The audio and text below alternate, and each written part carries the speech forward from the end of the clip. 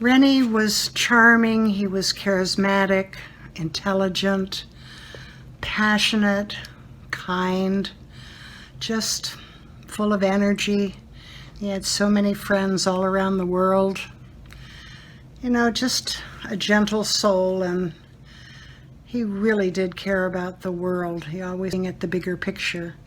He, of course, became famous because of all of his work to try to end America's war against Vietnam, and then the trial of the Chicago 7 after the demonstrations at the '68 Democratic Convention.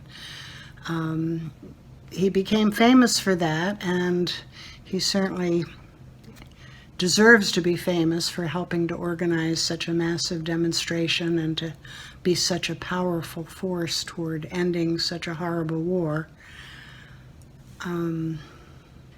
I really think that Rennie represented the best of a very passionate generation that was committed to civil rights and committed to making the world better, committed to the environment. So many things that Rennie cared about, and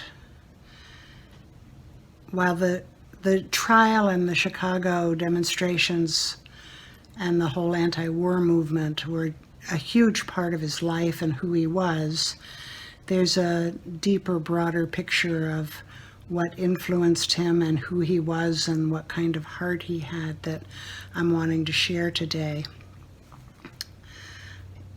There was so much to his precious life. It was so deep and so spiritual and so meaningful. So I'm hoping I can help draw a little deeper picture. I'm going to talk specifically about his early childhood. He was born in Lansing, Michigan in 1940. His parents, Dorothy R. Davis, John C. Davis. His father was a professor of economics at Michigan State. His mother was mostly a full-time mom, but also a teacher. Our mom was just the epitome of unconditional love. She was literally the kindest person I've ever known. Dad, always passionate about the things that he cared about, and he cared about a lot of major issues facing the world. He was called out of Michigan, moved to Washington, D.C., to Kensington, Maryland, actually, because he was asked to be on the War Manpower Commission. And so we moved to Washington area, and then he bought a farm outside Berryville, Virginia. And that farm was just a pivotal experience for all of us. 500 acres, Blue Ridge Mountains, near the Shenandoah River. It was an idyllic childhood. We got to hike and fish and swim and play outdoors as much as we wanted. We had incredible numbers of farm animals. We had horses and pigs and cows and sheep and goats, and we had 6,000 chickens. They had a broiler house. These chickens would arrive at the farm on a big truck, and they would be 1 or 2 days old, and little tiny chicks, and so adorable. Rennie likes to tell the story about he became very good with chickens and chicken judging, and he was part of the 4-H. He won a big national contest, or a regional contest, I guess, in chicken judging, whatever that is. And they sent him to Chicago to be a participant in this contest, and that was his first trip to Chicago. So he always got a kick out of telling about his first time he was ever there. So again, lovely childhood.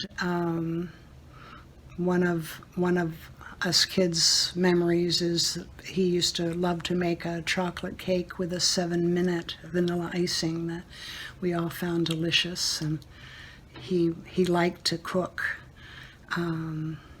But he really was a full-fledged member of rural America, and on the one hand, because he was so bright, he did all kinds of things in high school. He was salutatorian. He was the editor of the paper. He